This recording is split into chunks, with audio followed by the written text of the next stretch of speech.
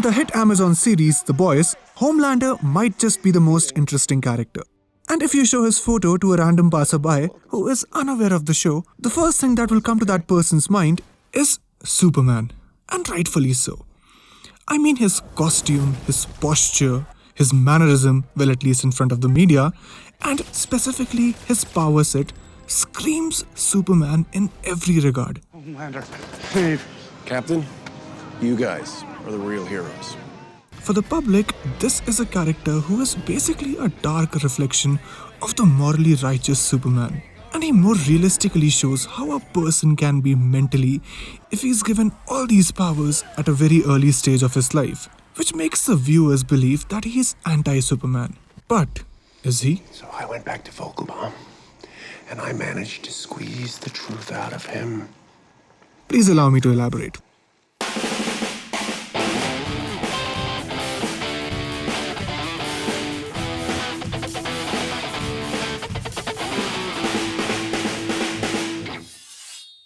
Before I elaborate, let's look into these three characters a little more. You just don't know when to give up, do you? I'm on this all day. We know that they're all dressed in the colors of American flag, but where Captain America and Superman genuinely represent the bright side of America, Homelander shows the darker side of the nation. Captain America and Superman are also morally righteous leaders of their respective teams, whereas Homelander pretends to be morally righteous in front of the media. And to quote Madeline Sitwell, "Your brand is hope, baseball, America." But where Captain America and Superman truly represent hope, Homelander again pretends to do so. Quit being a cunt. Now, due to his power set, people might believe that he is anti-Superman. But I believe that very thing makes him truly anti-Captain America. Homelander and Captain America got their powers through the same procedure. They both were given a serum that made them superhuman. But Homelander got his powers when he was an infant and without breaking a single sweat. Whereas Captain America earned his powers. And that leaves a spot for some really poetic analysis between these two characters. It is in human nature that we take things for granted when they are presented to us on a silver platter. Be it anything. Because the strong man who has known power all his life may lose respect for that power, but a weak man knows the value of strength and knows compassion. Homelander has known power all his life, hence he lost the value of it. And it only boosted his ego to the point that whenever someone didn't acknowledge his supremacy, it pissed him off. I believe you have a premiere of Tech Night Lives to go to? Because of that power, he believes that he can do anything and no one can stop him. This also made Homelander live and breathe for fame and the love from the public, as that was the only thing he had to earn. And he values it because he knows that it's something which can be lost instantaneously. Just look at Stormfront, for example.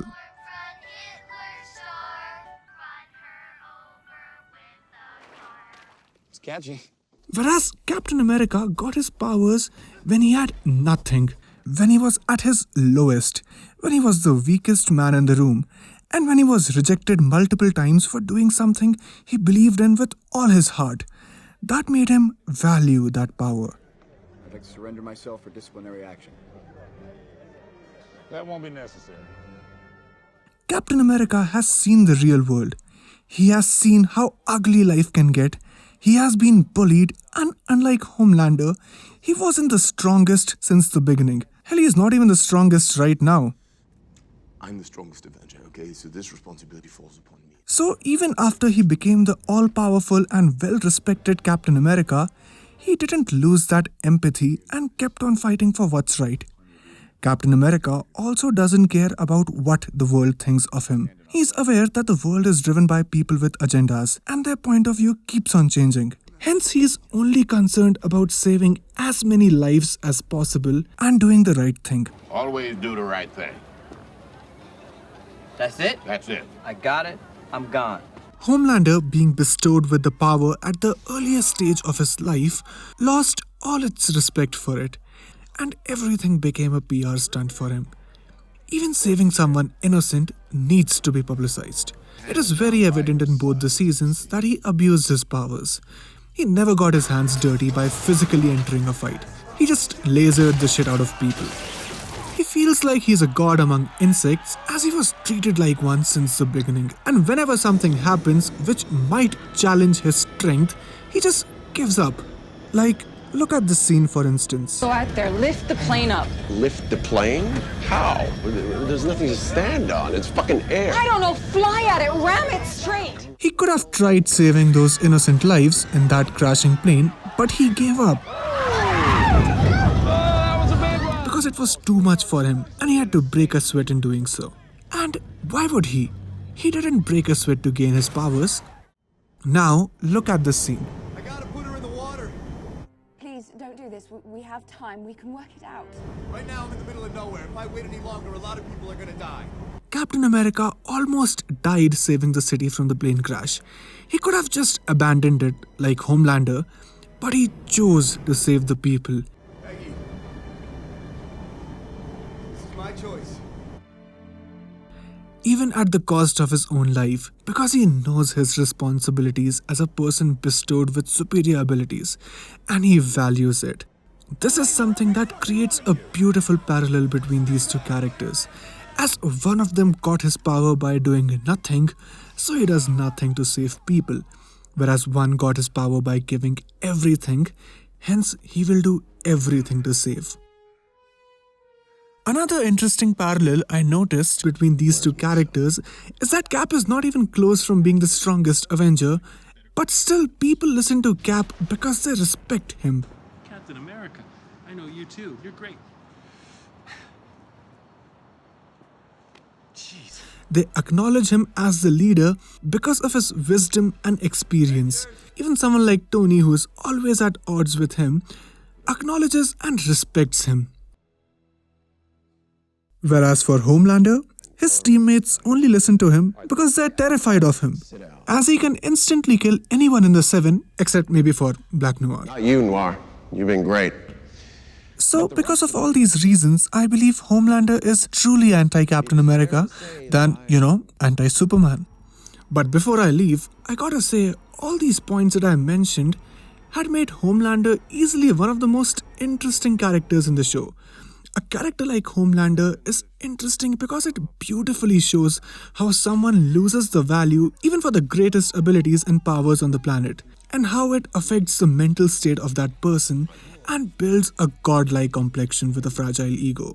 I'm the world's greatest superhero. You're my greatest failure. Now a lot of credit for this goes to the writers, but what's on the script will pale if an actor like Anthony Starr wouldn't breathe all that nuance and subtlety into the character, and he just knocked it out of the park. And I would love to see him in more things now. It's like the similar case of Commodus from Gladiator. You needed someone like Joaquin Phoenix to bring in all those layers and complexities to the profound character on the page. Smile for me now, brother. And seeing how many complex roles Joaquin got after that film, I believe Anthony Starr too will be seen in more great roles after The Boys.